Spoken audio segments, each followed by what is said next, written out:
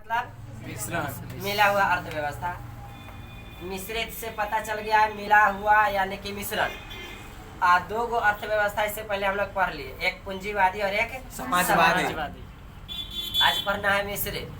तो मिश्रित अर्थव्यवस्था में क्या है कि दो अर्थव्यवस्था जो पहले पढ़े, समाजवादी और पूंजीवादी, दोनों का मिला हुआ स्वरूप, दोनों जब एक साथ मिल जाए यानी कि दोनों की विशेषताएं एक में आकर के समाहित हो जाए तो उसे कहा जाएगा मिश्रित अर्थव्यवस्था। कौन से? मिश्रित अर्थव्यवस्था किसे कहेंगे?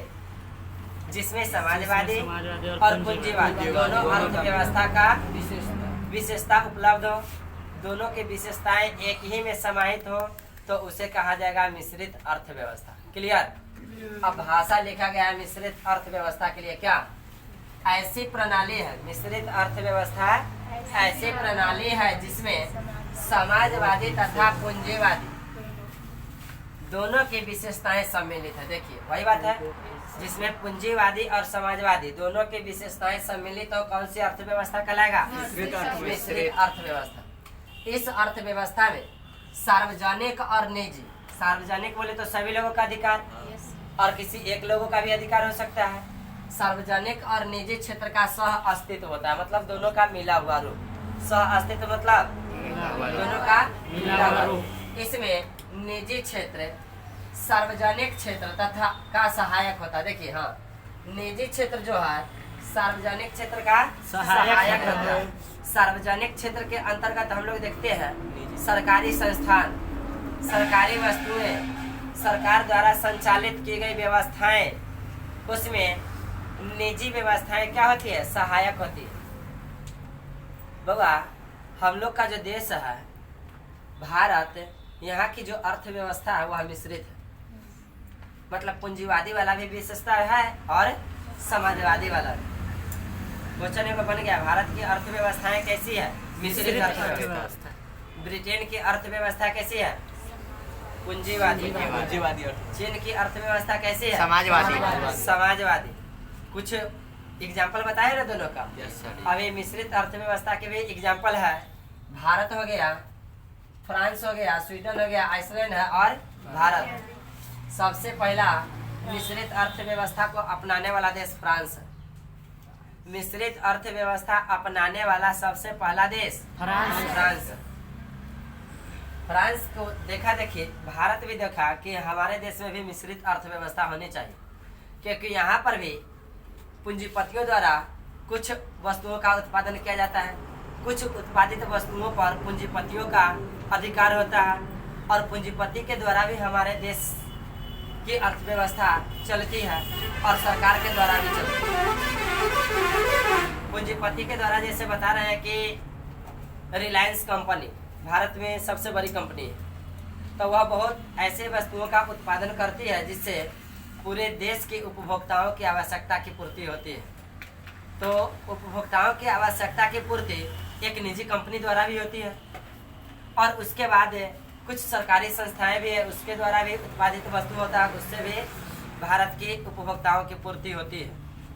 तो कहा जाता है कि जो निजी कंपनियां हो गई या निजी व्यवस्थाएं हो गई, वह क्या करती है? सार्वजनिक व्यवस्थाएं की सहायता करती है। मतलब सरकार अकेले पूरे देश को संभालने में असमर्थ हो जाती है।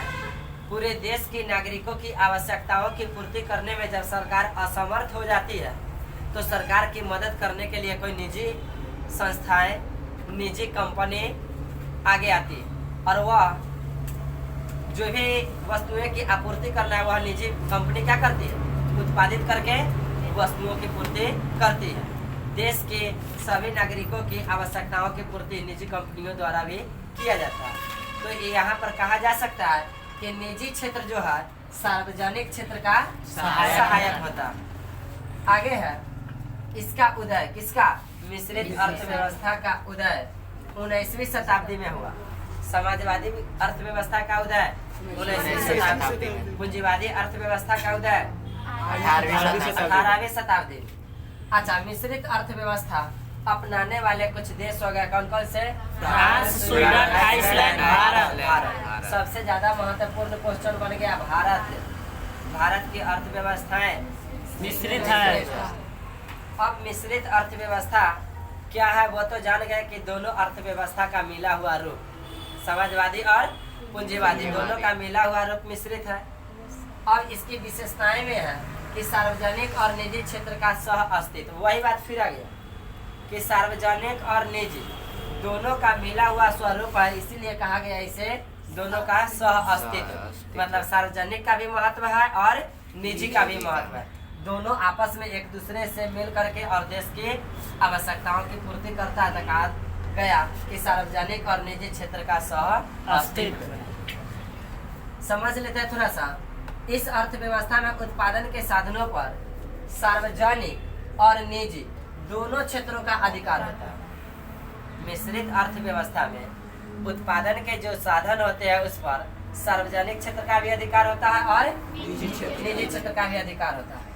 भारत में कुछ ऐसे स्थान है या कुछ ऐसी वस्तुएं हैं या कुछ ऐसा साधन है जिस पर सरकार का अधिकार होता है और कुछ ऐसा साधन है जिस पर कोई निजी व्यक्ति का भी अधिकार होता है। जैसे वायुयान सेवा परिवहन है, उस पर सरकार का भी अधिकार है और निजी कंपनियां निजी संस्थाएं का भी अधिकार है। बहुत ऐसे वायु सेवा में वायुयान है जो कोई एक निजी व्यक्ति का, निजी कंपनियां का वायुयान है और वह सेवा कर रही है देश के लोगों के लिए, तो वह निजी क्षेत्र में आ गया। और कुछ वायुयान है जो सरकार के द्वारा चलाया जाता है, वह सरकारी है, तो वह भी देश के लोगों की सेवा कर रहा है और निजी संस्थाएं भी देश के लोगों की सेवा कर रहा है। देख रहे हैं कि भारत में बंदरगाह हो गया, रेलवे हो गया, तेल हो गया, तेल और पेट्रोलियम दोनों एक ही बात आया, राजमार्ग हो गया, इत्यादि साधनों पर सरकार का नियंत्रण होता है। किसका नियंत्रण होता है? सरकार का। बंदरगाह बोले तो बंदरगाह कहाँ होता है, क्या चीज होती है बंदरगाह? कोई आदमी बता सकते हैं बंदरगाह का मतलब? समुद्र। हाँ, बहुत अच्छा बताया होगा। समुद्र के किनारा में बड़े बड़े जहाजों को रुकने का जो अड्डा होता है ना, वही बंदरगाह कहलाता है। बहुत आदमी समझ लिया होगा क्या, बंदर के रहने का जगह, बंदर के रहने का जगह ना बंदरगाह कहलाता है। हुआ जिस तरह से सड़क मार्ग से वस्तुएं का आयात निर्यात होता है, एक वस्तु एक देश से दूसरे देश में, एक राज्य से दूसरे राज्य में आता जाता है, आयात निर्यात होता है, उसी तरह से रेल मार्ग से भी होता है, रेल द्वारा भी, और उसी तरह से जल मार्ग से भी होता है। सड़क मार्ग और रेल मार्ग से ज्यादा वस्तुओं का आयात निर्यात जल मार्ग द्वारा होता है। बड़े बड़े जहाज होता है, एक रेल में जितना वस्तुएं आएगा उससे कई गुना ज्यादा वस्तुएं एक जहाज पर आ जाता है। समझ सकते हैं कि जहाज कितना बड़ा होगा जो समुद्र में चलती हो।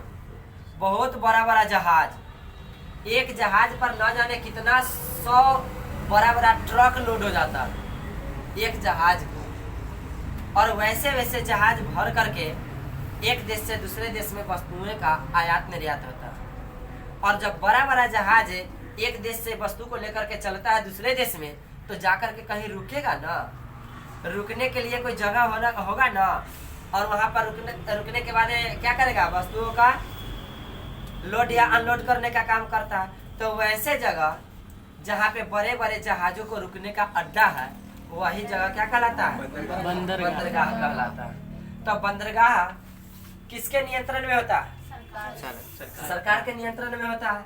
अच्छा, रेलवे किसके नियंत्रण में है? सरकार के नियंत्रण में। हालांकि अब भारत सरकार रेलवे को एक निजी व्यक्ति के हाथों में सौंप दिया है कि अब यह निजी व्यक्ति के द्वारा चलाया जाएगा। इससे पहले जब तक किताब में हम लोग पढ़े थे, किताब में है लिखा हुआ है कि भारत में बंदरगाह, रेलवे, तेल और पेट्रोलियम, राजमार्ग इत्यादि सरकार के नियंत्रण में होता है। कहीं भी बड़ा बड़ा राजमार्ग बनाना है तो उसके लिए सरकार पैसा देगी और सरकार ही उसे बनवाएगी। लेकिन अब वो अभी प्राइवेट हो गया है। अब राजमार्ग जो होता है, नेशनल हाईवे, या सभी अब सरकार नहीं बनवाती है, एक निजी कंपनियां को दे देती है कि आप बनवा सकते हैं। अब बनवाने के बाद पैसा कौन देगा उसको? पब्लिक लोगों से पैसा वसूल करता है। कैसे? जब सड़क बना दिया और उस सड़क से गाड़ी आती जाती है तो एक जगह वह टोल प्लाजा बना देती है कि और वहां पर जितने भी गाड़ी जाता है सभी गाड़ी के लिए अलग अलग टैक्स बांध दिया गया। 3 पहिए, 4 पहिए, 10 पहिए और उससे बड़े गाड़ी के लिए अलग अलग टैक्स बांधा जाता है और उससे क्या किया जाता है, वहां पर टैक्स लिया जाता है। एक बार गया 400, फिर उधर से आएगा फिर 400, फिर इधर से जाएगा 1000। जैसा गाड़ी है जैसा कमाता है उस हिसाब से उसे टैक्स लिया जाता है। तो बड़े बड़े राजमार्ग अब बनाने के लिए भी उसे भी किसी निजी व्यक्ति को सौंप दिया जाता है। सरकार पैसा अब नहीं देती है सबके बनाने के लिए, और सभी का पैसा किससे वसूल किया जाता है, पब्लिक से। अच्छा, गाड़ी पैसेंजर गाड़ी जा रही है, बस चलती है, एक टोल प्लाजा पर बस से लिया जाता है 200 या 300 रुपये। तो बस के जो चालक है वह पैसा क्या करता है, यात्रीगण जो होता है उससे 2 रुपये 2 रुपये 5 रुपये करके पर यात्री बढ़ा देता है, और वह पैसा वसूल करके वहाँ पर वह टैक्स भरता है, रोड टैक्स। तो सब पैसा कौन चुका रहा है, पब्लिक ही तो चुका रहा है, सरकार नहीं चुकाती है। जबकि अपने अर्थव्यवस्थाएं में यह चीज़ें तय है कि ये जो बड़े बड़े संस्था है यह सब सरकार के नियंत्रण में होगा, बनवाने के लिए और चलाने के लिए। और कुछ ऐसी संस्थाएं होती है जो निजी व्यक्तियों के नियंत्रण में होता है।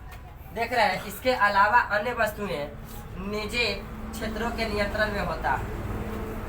ये बड़े बड़े क्षेत्र था तो ये सब सरकार के नियंत्रण में है, और उसके अलावा बहुत सारे वस्तुएं हैं जिसका उत्पादन निजी कंपनियों द्वारा होता है। अब दूसरा विशेषता है क्या देखा गया, प्रशासित मूल्य।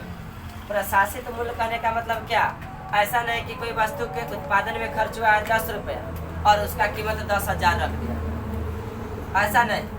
मतलब उसे प्रशासित मूल्य पर तय किया जाता है कि इसका एक सामान्य मूल्य कितना होना चाहिए, और उसे मूल्य नियंत्रण करने के लिए सरकार उस पर केयर करती है कि इसका अधिक ज़्यादा मूल्य तय नहीं किया जाए, जितना लगा है उसी के लेवल में मूल्य तय हो। तो मूल्य कोई व्यक्ति वस्तु का निर्माण करता है, आपको बताए हैं कि वस्तु के निर्माता ही उसका मूल्य तय करेगा कि क्या होगा, लेकिन यह भी नहीं कि बहुत ज़्यादा तय कर। मूल्य प्रशासित होनी चाहिए, मतलब एक नियंत्रण होना चाहिए कि इससे ज़्यादा नहीं होना चाहिए। उस यहाँ मिश्रित अर्थव्यवस्था में वस्तु की कीमत दोहरी प्रणाली द्वारा निर्धारित होती है। दोहरी प्रणाली बोले तो एक तो जो वस्तु का निर्माण किया कंपनी, वह कंपनी उसका मूल्य तय कर देगा कि इतना है, फिर उस पर सरकार देखेगी कि कहीं ज़्यादा तो नहीं तय कर दिया गया। सरकार को लगता है कि नहीं आप ज़्यादा मूल्य अंकित कर दिए हैं, तो फिर सरकार उसे कम करती है। यानी कि मूल्य निर्धारित करने की दोहरी प्रणाली है, एक निर्माता द्वारा भी और एक सरकार द्वारा भी। हाँ, सरकार को लगता है कि नहीं मूल्य में वृद्धि होनी चाहिए, तो उसका मूल्य कुछ और है और सरकार उस पर और बढ़ा देती है। ऐसा नहीं कि सरकार कम ही करती है, कम भी करती है और ज़्यादा भी करती है। कैसे ज़्यादा करती है, देश में जब तेल आता है खरीदा करके दूसरे देश से, देश में जब दूसरे देश से तेल आता है खरीदा करके, तो उसका मूल्य निर्धारित है। बेचने वाला बेच दिया है 50 रुपया प्रति लीटर के हिसाब से,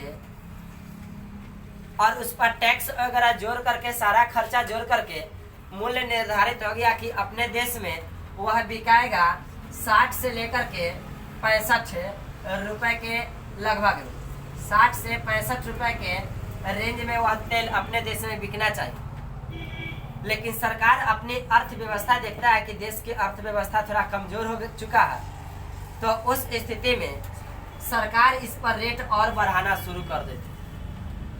65 के जगह 75, 80, 85, 90, इस तरह से सरकार इस पर मूल्य क्या करती है, बढ़ाना शुरू कर देती है। तो सरकार के मूल्य बढ़ाने का अधिकार है।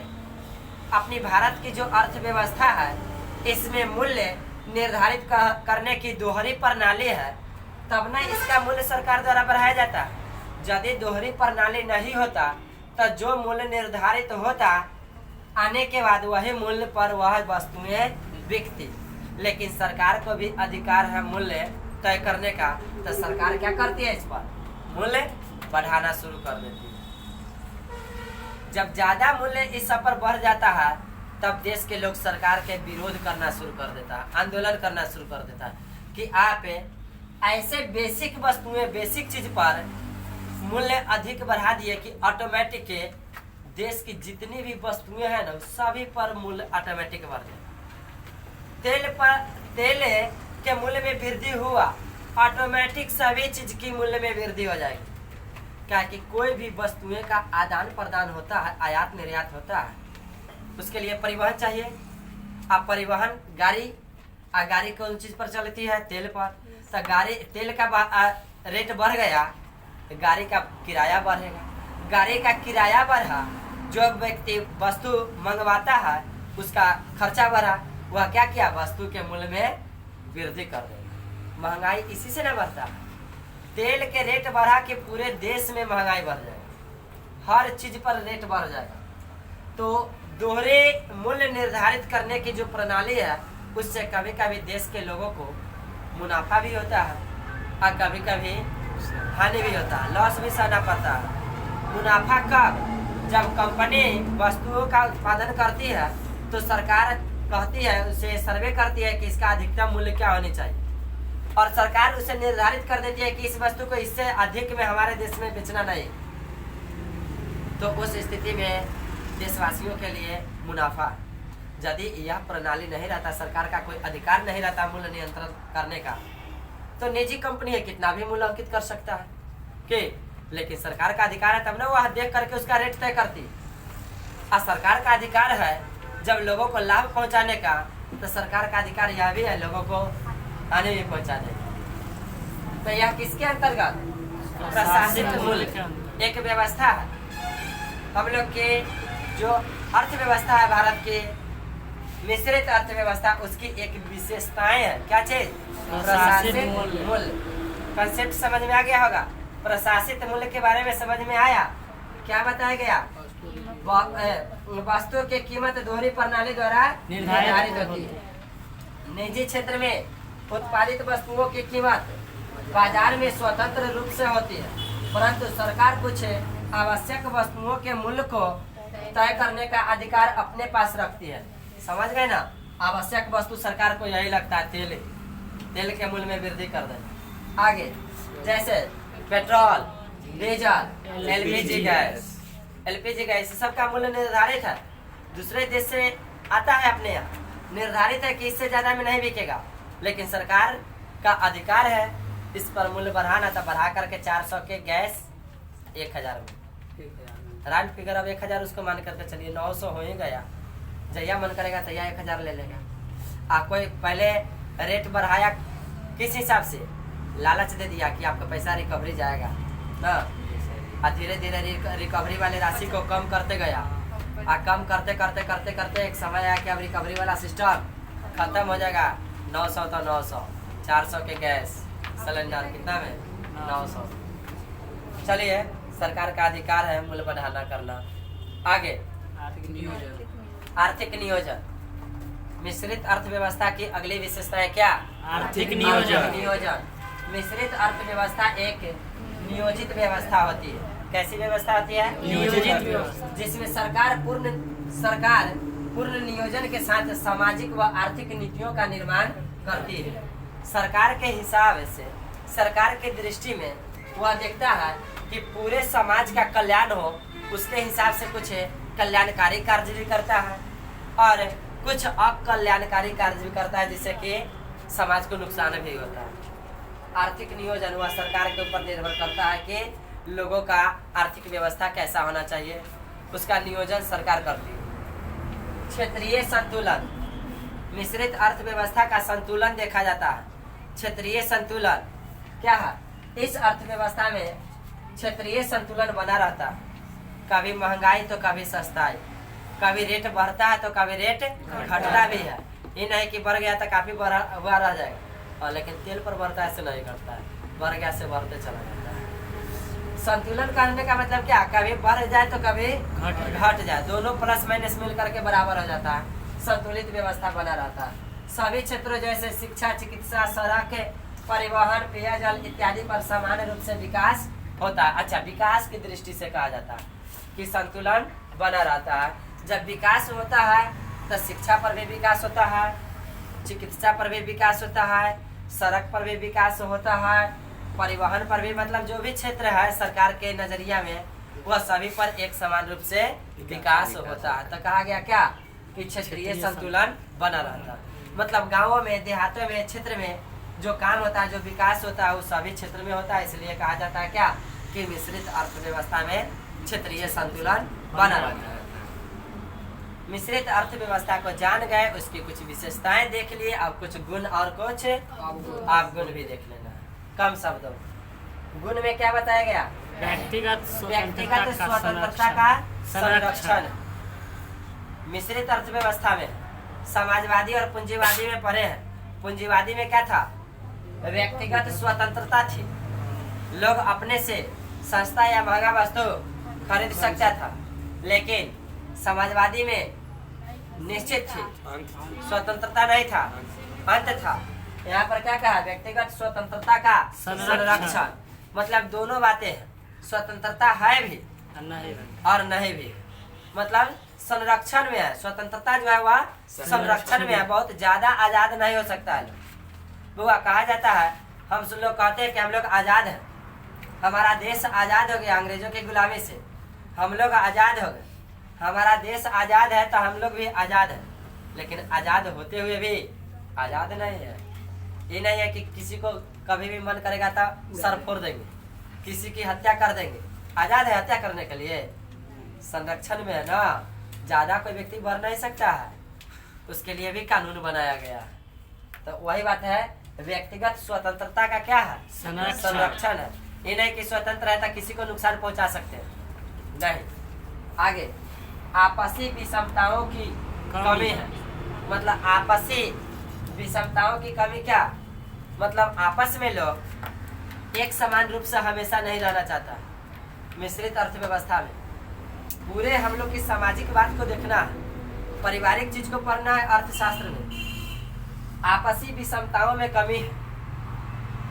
नंदनी में और सुरभि में कभी कभी झगड़ा होते रहता है, दोनों बहन में ना, होता है ना? अब नहीं होता है। अच्छा, कहिया से बदल गया? 6 महीना से अब झगड़ा नहीं होता है ना। अच्छा, पहले झगड़ा होता था, तू करती थी, नंदनी करती थी, दोनों कर लेते, कभी तू कभी ना। अब दोनों में लगता है कि समझ आ गया, इसीलिए कहा जाता है कि वो वैसे जैसे जैसे होता है वैसे वैसे बुद्धि होता है ना। देखिए अगला गुण क्या है? अगला गुण है क्या? वर्ग संघर्ष में कमी। हाँ, वर्ग संघर्ष में कमी बोले तो कुछ वर्ग के लोग ज्यादा संघर्ष करते हैं, कुछ वर्ग के लोग कम संघर्ष करते हैं। आगे आर्थिक उतार चढ़ाव में पर नियंत्रण। मतलब लोगों के जीवन में कभी उतार चढ़ाव आते रहता। अल्प विकसित देशों के संतुलित विकास। अल्प मतलब जो देश कम विकसित है उसमें धीरे धीरे विकास हो रहा है, वह आगे की ओर विकसित की ओर बढ़ रहा है। बताया गया अल्प विकसित देशों का संतुलित विकास, मतलब उसका विकास अब धीरे धीरे हो रहा है। गुण देख लिए, अब गुण को भी देख लेते हैं। आर्थिक विकास की मध्यम गति। मतलब लोगों में जो विकास होता है वह तेज गति से नहीं होता, धीरे धीरे होता है। तो यह अवगुण हो गया। तेज गति से होता है ना, तो यह गुण में लिखा जाता है आर्थिक विकास में तेजी। लेकिन यहाँ क्या है? आर्थिक विकास के मध्यम गति है। लोगों में विकास हो रहा है लेकिन धीरे धीरे विकास हो रहा है। आगे अस्थायी लाभ। मतलब ये नहीं है कि सीमित लाभ है, कहीं से रोज दिन 10,000 आ रहा है। असीमित लाभ है, कभी 10,000 आ रहा है, कभी 50,000 आ रहा है, या कभी महीना दिन 0 पर आउट हो रहा है। जैसे व्यापारी लोग प्रतिदिन कुछ न कुछ लाभ तो कमाता है, लेकिन जब लॉकडाउन हुआ था क्या हुआ? लॉकडाउन में कितना लाभ कमाया? 0। प्रतिदिन का कोई आय हुआ? कोई लाभ हुआ नहीं ना। दुकान जो व्यवसाय था सब बंद। तो अस्थायी लाभ मतलब मिश्रित अर्थव्यवस्था में जो लाभ का सिस्टम है वह क्या है? अस्थायी। अस्थायी रूप से लाभ नहीं है, कभी है तो बहुत ज्यादा, कभी है तो बहुत कम है, कभी तो बिल्कुल नहीं।